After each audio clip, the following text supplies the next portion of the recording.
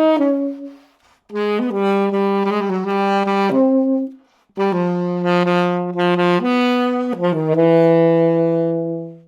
my last Theory Thursday video, I walked you through forming 2-5-1 chords, and in this video, I want to show you how to go from the theory to the playing, how to use those 2 5s to understand the tunes you're working on.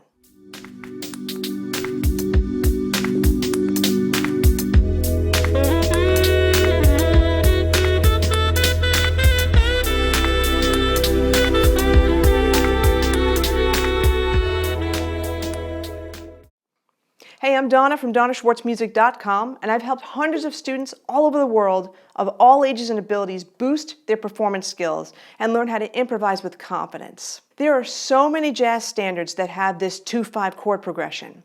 All the Things You Are is probably one of the most popular. Another one is There'll Never Be Another You.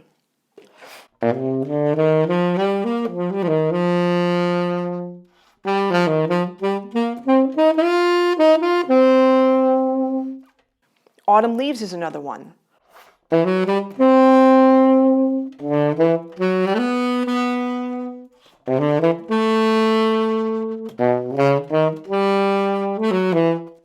Hey, can you name some tunes that have a lot of 2-5 progressions in them? Just type them in the comments below. That would be really cool. So how are the 2 5s used? Usually to define a temporary key center or the main key of the tune. So for example, in let's say There'll Never Be Another You.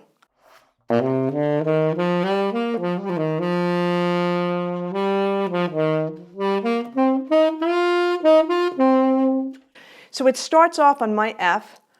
Here's a 2-5. That 2-5 is going to D minor. Okay, so it's going to a temporary key center of D minor.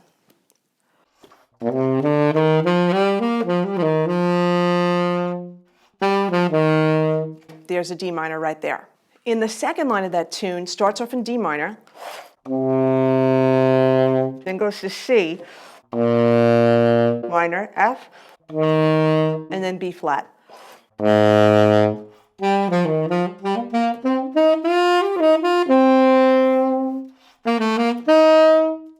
So what it's doing there, it's going to a temporary key center of B flat.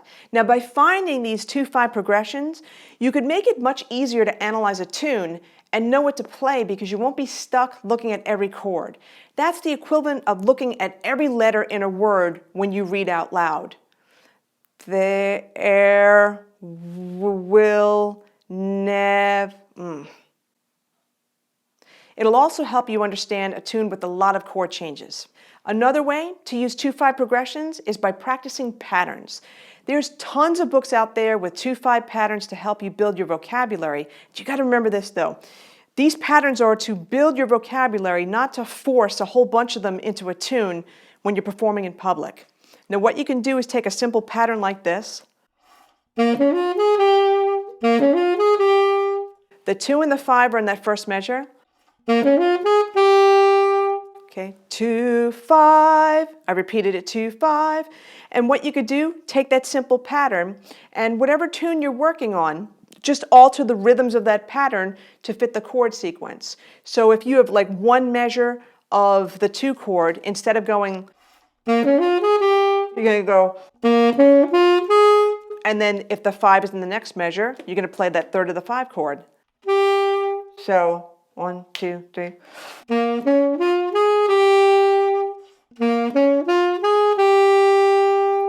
Now let's take a real tune. So let's say All the Things You Are, the bridge section, right? So this is the melody part.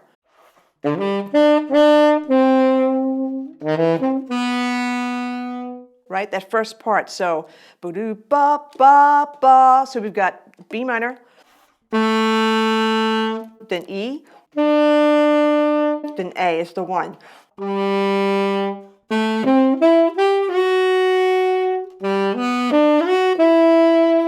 I just did a little extra pattern on the 1 chord, okay? So in real live music, you could take these patterns and then alter them to fit with the way the chord progressions go. So